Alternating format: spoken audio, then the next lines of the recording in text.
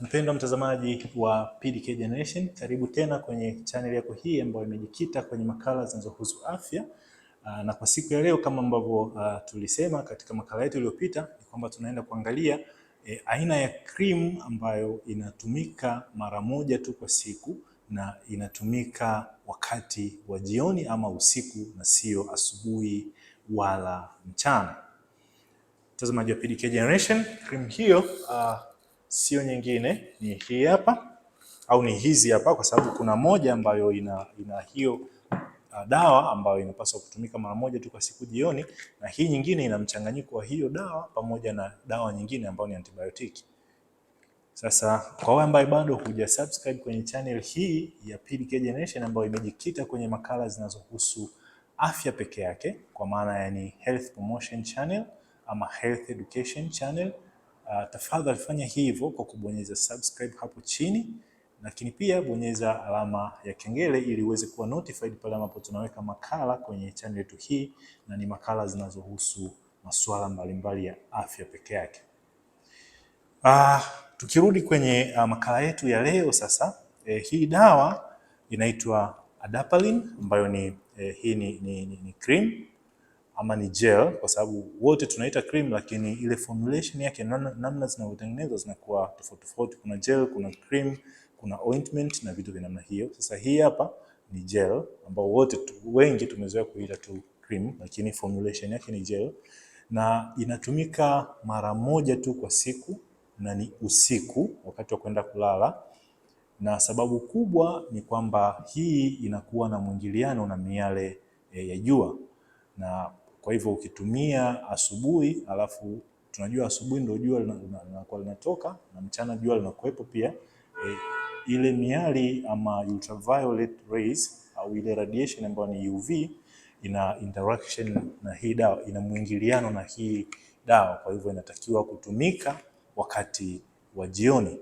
Na inatumika kutibu nini? Hii inatumika kwa ajili ya kutibu chunusi ama kwa lugha ya Kiingereza wanasema acne ama acne kama umezoea kutamka hivyo. Sisi ni Waswahili, lakini spelling zake ni ACNE, acne ama acne, wengi wamezoea kuita hivyo, chunusi zile usoni. Kwa hivyo hii inatumika kwa ajili ya kutibu tatizo hilo pamoja na dawa nyingine. Lakini sasa wakati wa kuitumia hii, wengi huwa wanachanganya, unajikuta unatumia asubuhi na jioni, kwa maana ya mara mbili kwa siku au kila baada ya masaa 12, lakini haipaswi kuwa hivyo kwa sababu hii ina mwingiliano na miale ya jua, ile ultraviolet rays.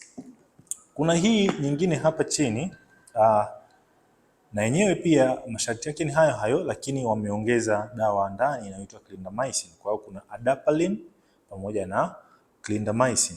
Hii ni adapalene peke yake na huku kuna adapalene na clindamycin ambayo ni antibiotic, wanakuwa wameongeza kwa ajili ya kama zile chunusi tayari zimeonekana kuwa na maambukizi ya bakteria pia.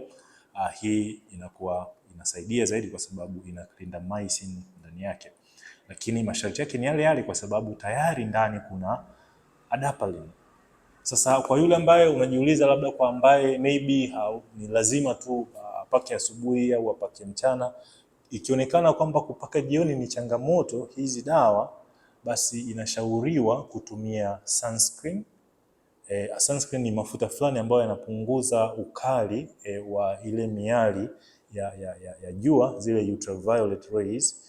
Basi huwa inashauriwa baada ya kuapply hii, una apply na sunscreen juu yake ili kuzuia zile interaction ambazo zinaweza zikatokea kati ya miali ya mwanga wa jua pamoja na dawa hizi.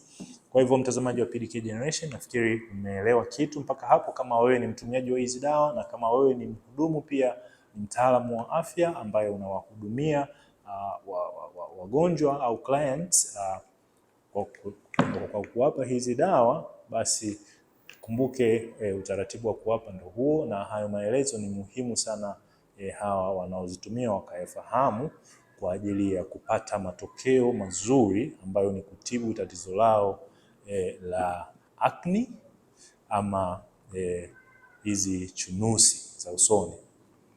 Kwa hivyo endelea kufuatilia channel yetu hii, tutaendelea kukuletea makala mbalimbali zinazohusu afya na kwa bado hujasubscribe, usisite kufanya hivyo kwa kubonyeza subscribe hapo chini.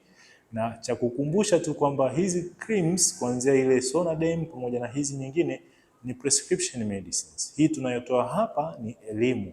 Kwa hivyo ili uweze kuzitumia lazima ufuate utaratibu wa kawaida wa serikali ambao ni kwenda kwenye vituo vya kutolea huduma, uandikiwe cheti na daktari, halafu ufuate utaratibu wa kawaida, uende kwenye sehemu wanakotolea dawa uweze kupewa dawa hizi kwa kufuata utaratibu ambao umewekwa na serikali pamoja na mamlaka zinazoshughulika na afya. Mpaka wakati mwingine, mtazamaji wetu, bye bye.